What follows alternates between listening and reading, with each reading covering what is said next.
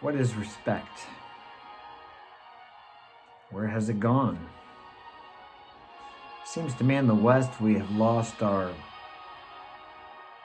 meaning, our definition of respect. Respect for the truth, respect for honesty, respect for accountability, especially in our government. I know you guys see, like I do, a lot of people blatantly caught lying, perjuring themselves, and there's no accountability. And then on the other end of the spectrum, like Andrew Tate, he's been arrested. Almost 3 months have gone by. He's not charged with anything. He's an American citizen, a citizen of the UK, but yet, is anybody respecting his rights as an American citizen or a citizen of the UK? Is anybody trying to free him, to respect his rights as a human being, his rights as a citizen of these two countries? There have been no charges, but yet they're holding him. He's an innocent man, isn't he? Until he's charged. Where is the respect for the laws of humanity? The rights of people. Regardless of what you think about him, it could be you. Are there people in your life that don't think much of you because of certain opinions you have? Because of certain actions you've taken in the past? Maybe actions that you wouldn't take today because you've learned more. Wouldn't you want the same respect and protection from your country that he deserves to get? But yet nothing is being done. Shouldn't he have the right to speak out what he believes, the same as others have the rights to speak out what they believe? Has he been trying to impose his ideas on other people as far as trying to change laws and make the government to force you to believe and talk and speak a certain way? No, he hasn't, but yet he's in jail, and many of these other people who are actually pushing to make laws and protesting and telling you you have to change your language, your ways, your views, your speech because of the way they feel. Now, I don't believe in hate speech. I don't believe we should talk in a way that tells other people or indicates other people should believe these people are the problem, that we should eliminate them or eliminate their right to free speech. I think everyone, regardless of if you're on the left or the right or whatever all that means. I know what it means kind of, but I'm not involved in those things. Everyone should have the ability and the freedom to speak as they wish, as long as they're not inciting other people to take violent action against groups of people. Where is the respect for his right as a human being to speak as he wishes, when others who could be considered more detrimental to society and the youth are allowed to speak immoral and hateful things? In my opinion, maybe you don't believe it's immoral or hateful, but I believe it is, and many other people believe it is, but yet they're allowed to speak as they desire because they go along with some agenda. And I think they should have the right to speak as they desire, just as Andrew should have the right to speak as he desires. Where does it end? Where does it end? Does it end with you or me? Everyone should be able to speak what they believe to be true, have their opinion. Everyone should have the right to be wrong. I don't know about you guys, but many times in my life I've said things that I thought were true, and I believe with all my heart were true. Then years later, months, weeks, sometimes a day later, I found out I was wrong, and I would have bet the farm on it. But I was allowed to speak my beliefs and my opinion. And that's what freedom of speech is all about. And we have censorship on many platforms nowadays. Even here, I'm not allowed to say certain things. And I'm not talking about hateful things that incite other people to hurt other people. I'm not speaking of that whatsoever. But I'm not allowed to speak about certain things, health situations that have happened in the last couple of years. I'm not allowed to share with you what I've seen and experienced personally. I'm also not allowed to share with you some of the facts that have came out that are actually coming from the organizations which have been instrumental in restricting our movements and our speech. Where does that end? Does it end with you and I being stuck in our homes and only allowed out on certain days, only allowed to use certain words? Words are powerful, and there are people in the world who know how powerful words are. And they want to restrict your ability to use certain words in certain situations. Why? Power, control. These things have driven people since the beginning of time. We all have those desires within us. Why do you think someone with billions of dollars wants more money? Obviously, he doesn't need more money. It's almost like a sickness or a disease. Control, power. These are the same things that drive these people. And many times these people think they know what's best for everyone because they've accomplished something that most people haven't accomplished. We all experience this at times. There's been times in my life where I thought I knew what was best for certain people and could have got people to back me up. But how do I know what's best for you or for myself sometimes? Look back over your life. Haven't there been times where you wanted something so badly, but you didn't get it? And you thought that would have been the best thing for you and other people also.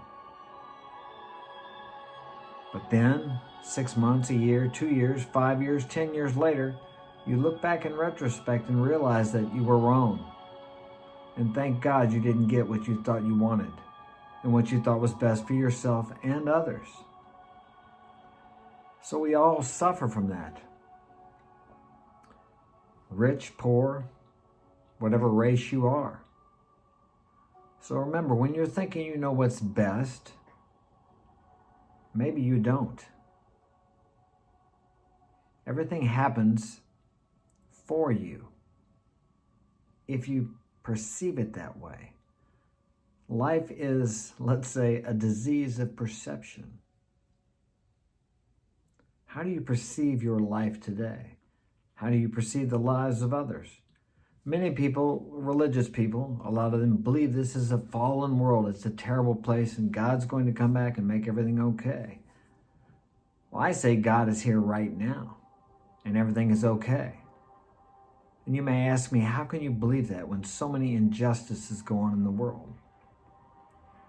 Well, if you look at this world as a place for, let's say, spiritual growth or growth of the individual, the inner man or the inner woman, if you're a woman, how would you grow were there not controversy? How would I grow were there not things that I don't agree with? Were there not wars, people attacking me, people attacking my friends, people who cut me off on the road, people who take advantage of me? What need would there be for character? What need would there be for forgiveness, understanding, compassion, empathy? We would not need that. We would have nothing to test our mettle, so to speak. It would just be hunky-dory. A heaven, as some people look somewhere for a heaven. The kingdom of heaven is within. It's all in how you perceive things. This is a beautiful world with wonderful people, loving people. Now you may say, Mark, how can you say that? There's a war going on in Ukraine with people dying every day. That's a terrible thing, I believe. It's horrible, horrible things go on every day. Easy for me to say because I live in a fairly safe community. Whatever you focus on in your experience will grow. All these things must happen in our lives for us to learn compassion, empathy, understanding, forgiveness. It's easy to sit back and judge Putin, Biden, Trump, whoever you're for or against. But were you raised like them? Have you walked a mile in their shoes? Do I agree with what they're doing? Do I get upset sometimes with what some of these people do? Of course I do. But there's my opportunity to grow, to try to understand that I don't understand, that I haven't lived the life of these people. How do you know what it's like to walk 100 miles? How do you know what it's like to work 16 hours a day, 7 days a week? If you've never done it, you don't know what it's like. So when that guy cuts you off and flips you off going down the road, how do you know what he's been through? How do you know he didn't wake up this morning, his wife was gone, left him a note and said, "I'm done with you"? And he had been married for 16 years, thought she was in love with him, had kids. She left, took the kids, is taking most of what he owns. And it was a complete surprise to him. It has nothing to do with you that he cut you off and flipped you off. But we take it personally. These are all opportunities for us to grow and to learn and to understand. If you look back in your life, you were that man one day. Maybe you didn't do exactly what he did, but you did something equally oppressive or disrespectful to someone else. But in the moment, all you can think about is what he has done to you. We need to try to understand that we don't know all the variables of why a person has done to us what they have done, how they have grown up, what they have been through, what they have lived through, what they're going through on this very day. It's easy for us in the West to look at other countries and think, "Oh man, look at the way they oppressed women. Oh, look at that. They're using slaves in Dubai. Those people it's slavery." Because their life is so different from ours.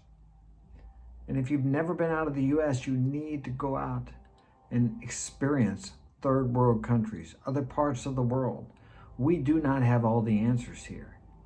It's easy for me to understand why other countries are hateful of us and don't want any part of our culture. But then you say, but they all want to come here and work. Yes, there's opportunity here that most of our citizens, including myself at times, don't even see because we've been raised up in it. It's right before our eyes, but people from other countries who are really oppressed can see the opportunity here. And many of them come here and take advantage of that. While many of us sit here and complain about how terrible it is here, about how our government should do more for us. We have more freedoms here than most countries in the world. But yet many of us talk about our oppression. And what is the inspirational part of this? I want you to open your eyes and look around you. Look around at what lies before you. The opportunities are there that these people from other countries literally die every day to get here to experience, to have the opportunity for. But you can't see them if you're so concerned about how oppressed you are, how crooked our government is, how terrible it is, how this one has that and you don't have it. Everything you have today is something you wanted yesterday. And if you think what you're going to get tomorrow, what you're wanting today is going to make you happy, it won't. If you're not happy with what you have today, what you get tomorrow won't make you happy either, because what you have today is something you wanted yesterday that you thought was going to make you happy today. Think about that. It's all perception. It's all perspective. We live like kings and queens in this country. Why do you think people come into South America and trek across South America through Panama? There's a strait down there. It's a very dangerous area. Many people die. Then up through Mexico and they try to get across the border to get here to where you are and you were born here. Why do they do that? Because they see something that we can't see. I never appreciated a stove, a washer, a dryer, or anything like that until I lived for many years without it in a third world country. I washed clothes on a rock in a lake for several months. Many other times I washed clothes on what's known as a peeler. It's like an old washboard, and hung them out to dry. I cooked on a little hot plate, which I had to rewire every once in a while because the wires would melt off. I walked 10 or 12 miles a day to teach English for $1 an hour. I lived without anything. I slept on a mattress, actually it was a piece of foam, on a concrete floor.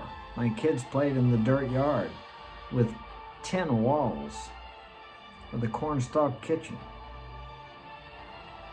No hot water. Now, I'm not telling you this to make you feel bad for me. It was one of the best things I ever experienced. Today, there's not a day, I've been back here for 12, 13 years, that I don't appreciate my washer, my dryer, my stove. I never appreciated that before. God forbid we have to lose these things as a country, as a nation, before we appreciate them.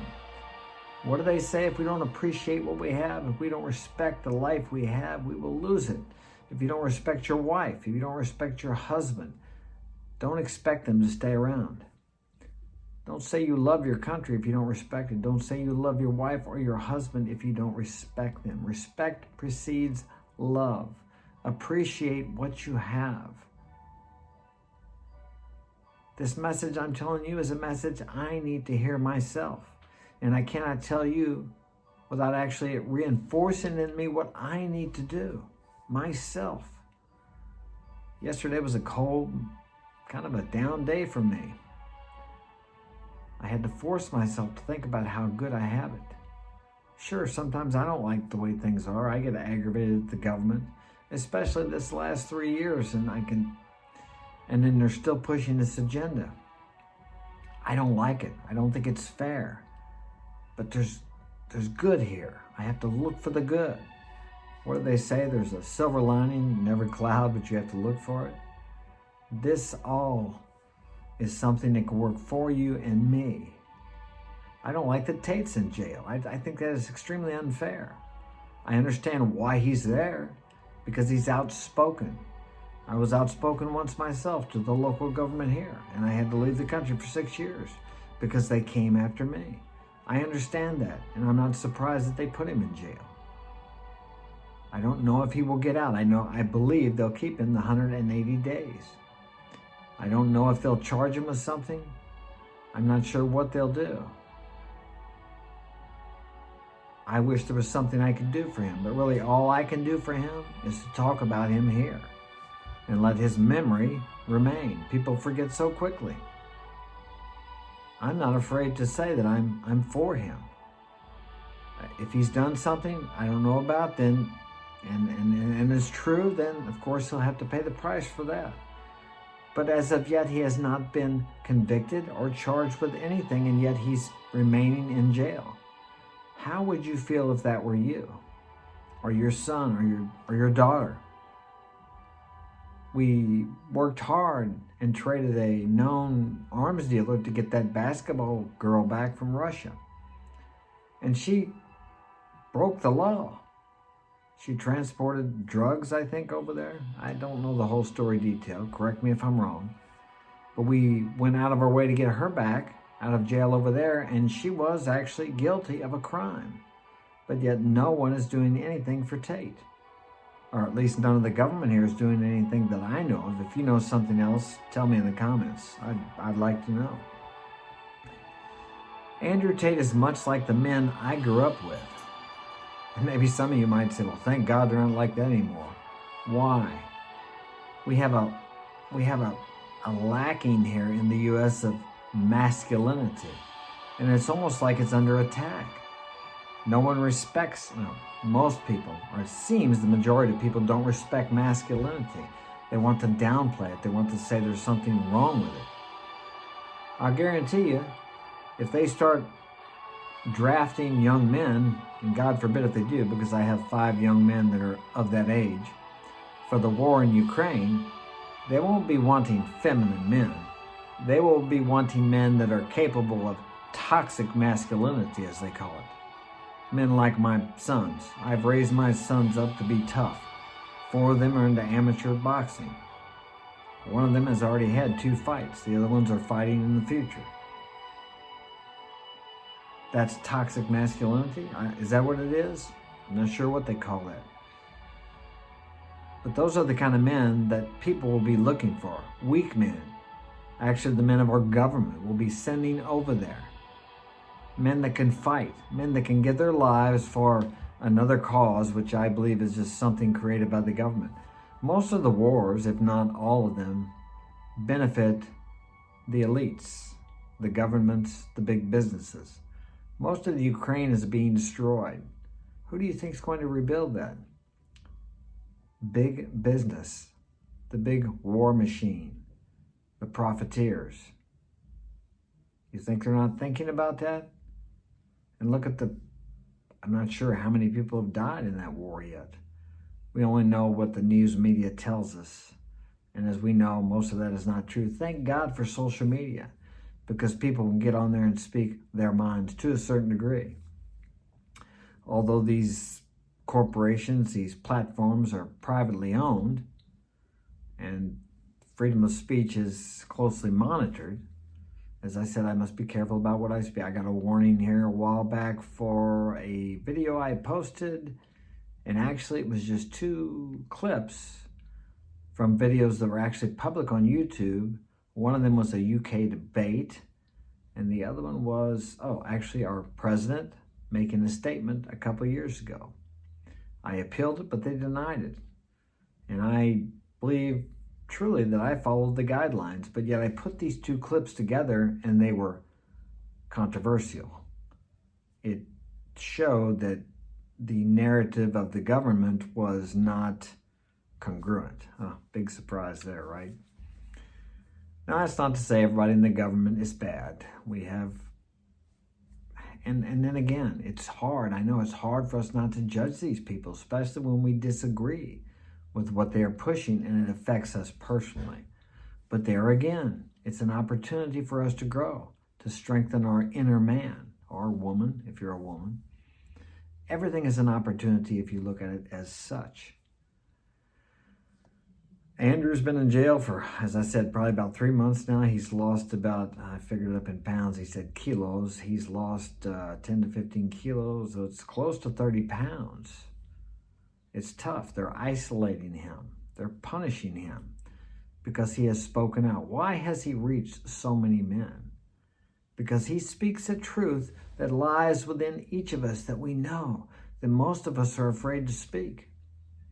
I've spoken out before, as I said, like he has, not on a world platform, but on a local platform, and I was persecuted for it.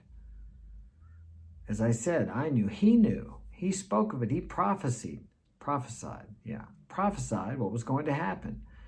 First, they would cut him off where he couldn't speak, which they did.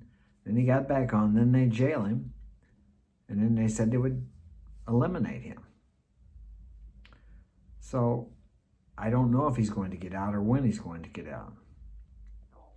I feel as if it seems like they're punishing him. He's not allowed to see anyone, I don't think. I'm not sure about that, so I better not talk about what I don't know about. So what can you do? I really don't know. Pray for him. If you're a fan, and if you're not a fan, you don't like him, pray for him. Because resentment eats up the container it's stored in. I pray for people in the government I don't like, because me not liking them doesn't hurt them at all. But it does hurt me.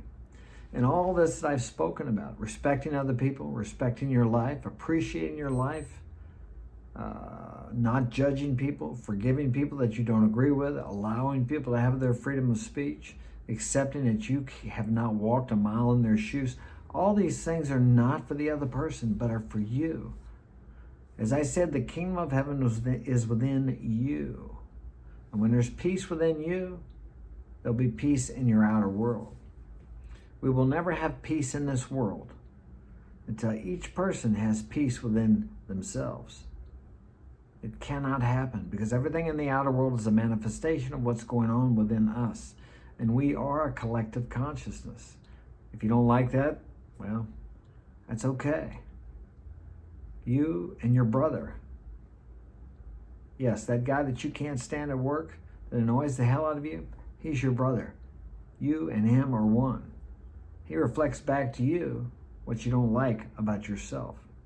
But you're so focused on him that you can't see it within yourself. As one wise man said many thousand years ago, pick the log out of your own eye before you pick the speck out of your brother's eye. Yeah, good advice for me too. It's so easy to see the defects in another person, but so hard to see them in myself.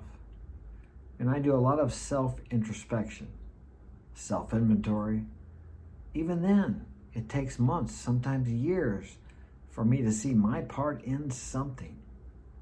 So these things I spot in the government and people I don't like, people involved in this health crisis the last 2 or 3 years that I don't believe was a crisis, but it was created into one, this fear-mongering. What do I in my life do? Have I done things like that?